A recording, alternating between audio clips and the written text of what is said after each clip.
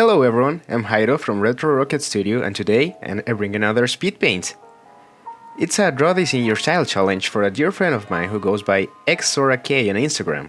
The link will be in the description. I actually promised her I was gonna do this challenge, but I did it actually. I did it 1 year later, pretty much. I actually had a list of art things I wanted to do.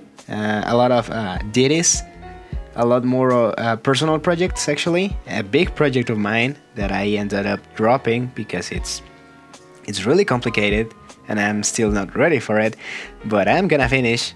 And it actually took way longer to finish. They actually took way longer to finish than I expected. So that's why I got so behind on this challenge, but I never really forgot. I always kept it in my mind. I actually had a list, like I said, and I really wanted to do this. So here it is. So the way I usually do ditties, as I call them, I actually thought it was spelled DTIYS, and that costed me so much interactions actually with the first one I did, because I misspelled it, and you know, hashtags how they are in Instagram. Anyways, the way I do this kind of stuff could be considered a little controversial. I actually didn't know if I wanted to record this, but I decided to do it in the end, and you can see why. Some could say that I trace after watching this footage, because I certainly do take the joints, but that's not the case, I can assure you. At least I don't think so. I definitely follow the references really closely most of the time, but mostly is when I feel like the art style it's not close enough to my art style, so I can pull that off. But if I feel like the art style is too close to mine, then I don't do that, because I feel like that would be copying. And actually, since I think my art style is so different to Zora's, I actually did that here. In fact, speaking of my first ditties, it was for the animator Alaylays, whose link also be in the description. I actually found her when a friend of mine showed me the most, it's just so good. It's just so good. It's the most amazing thing I've ever seen, actually. It's her Heather's animation. It's really good. It's really funny. I actually don't like musicals a lot, but the animation is so good. I really don't want to spoil it in case you haven't watched it, but I'll try to see if I can find the official video and link it in the description. Anyway, my first DD's challenge was for her, and I'm actually super inspired by her, so I picked up several aspects of her art, and I used them on my art, and then I felt like if I did the exact same pose she did, it would look pretty much exactly the same, or like a ripoff or something, and I didn't want to do that. So instead, what I did is actually I changed the pose completely and ended up making this instead.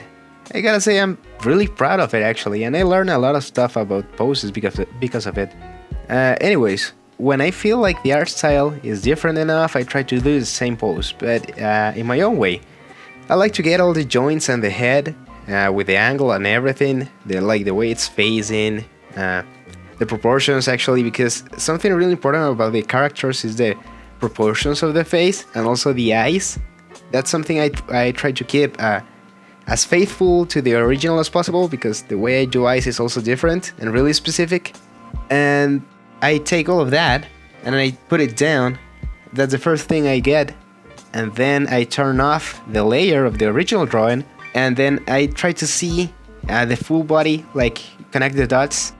I try to see it and see if it looks good in my style already, and if not, then I grab every individual joint and move it so it fits my proportions for my style, and then I draw the body over it. And as you can see, I actually draw in red in both the sketch, if you could call it that. I actually don't do sketches, and the only thing I do is like the overall shape, because I really don't need sketches, and I don't like I'm too obsessive, basically. And I actually do that, and then I take the sketch, quote unquote, and put in another color, so I can now draw and do the official line art with red too. That's something I actually learned from Drophy, from Julia, actually, because she said that your brain perceives it as annoying and treats it as not as precious. So when you see a mistake, well, first off, you notice mistakes more easily.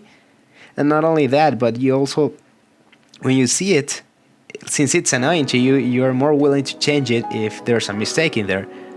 So that's something I actually recommend you do as well. I also wanted to talk about my technique for shading, actually. My lighting and shading technique is something I take pride on, in all honesty. I wouldn't say I have mastered cel shading, but I'd say I'm pretty good at it. And I wanted to share my technique that I actually invented, as far as I know. And, well, have you heard of the multiply layer? It's actually similar to that. Over the years, I tried several techniques, including grayscale, as said, multiply. I tried multiplying red, purple, each color of each area, like for the LA actually. I multiplied the skin color with the skin color and the color of the pants with the color of the pants, and I used to do that a lot, but nothing really did it for me. And one day I just took one of my pieces. I don't remember exactly which piece it was, but I just took one and I took the shading that I had already done and put it in red, multiply, and then I started playing with the values and the saturation, and then I got something really nice that was really close to what I was looking for, but it still wasn't enough. It still wasn't enough, so I started flipping through the blending modes actually. So I went normal, multiply, and all of that until I saw it, and then I finally saw it, and it was so nice to look at. It was just like it stuck with me since then. And actually, you'll notice that what I do is I take, because it's a very specific color, I open a past art piece that I have already finished, and then I take the shading layer, specifically copy paste it, and then I drop the specific color, and then I use that color for my new drawing. And that's pretty much what I do, because it's a really good color. So instead of using multiply, you should actually use vivid light and this specific shade, because it's really good. It's actually really good. I'll leave the hex code in the description too, so you can use it, because it's very specific. Like, it's this color that looks good, at least to me, because it gives it a little nice tone, you know, to the shading, and it's like a little bit more colorful. It's not like when you do multiply with gray. I think that's something that people do, because multiply gray looks really flat, but I feel like this one actually looks really good, in my humble opinion again. And I don't know, I mean, personally I like it, and maybe you like it too. I really encourage you to try it, because it's really good and it's really simple, and it works, you know, obviously with cel shading, but it works with anything from gradients, you know, like Persona, I think, uses a lot of gradients, like the skin tone is a whole gradient for the blocks of skin, and you can use that and it actually doesn't affect the gradient, and I think it looks really good actually.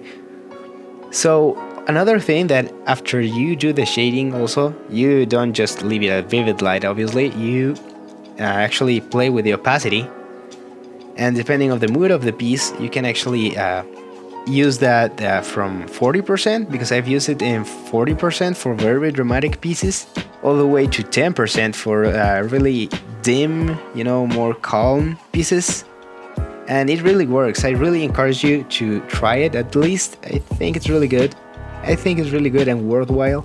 And actually, I'm still trying to improve, because in this piece is the first time I actually tried actively using black blocks of color for like deeper shades, like you can see in the little accessories, like the hairpiece. I actually tried to use black, because it gives it even more depth to shading, and I think it looks really good.